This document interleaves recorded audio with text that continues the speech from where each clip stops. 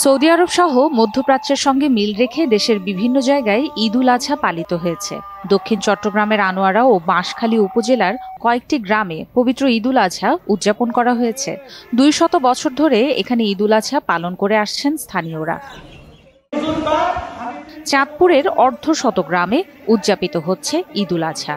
16 June সকাল 8টা থেকে 9টার মধ্যে এসব গ্রামে ঈদ উল আজহার নামাজ শেষে পশু কোরবানি শুরু হয়। সাদরা দরবার শরীফে সকাল 8:30টায় ঈদের প্রধান জামাত অনুষ্ঠিত হয়। তার পাশে একই সময়ে সাদরা মাদ্রাসা মাঠে পৃথক আরেকটি ঈদের জামাত অনুষ্ঠিত হয়। পটুয়াখালী কলাপাড়া উপজেলার 7 গ্রামের 10,000 মানুষ 16 জুন ঈদ উল আজহা উদযাপন করেছেন। চানটুপির লোক হিসেবে পরিচিত এসব লোকেরা সৌদি আরবের সঙ্গে মিল রেখে প্রতি বছরই একদিন আগে ঈদ উদযাপন করে থাকেন। ঈদ উপলক্ষে এসব গ্রামে সকাল থেকে বিরাজ করছে উৎসবের আমেজ।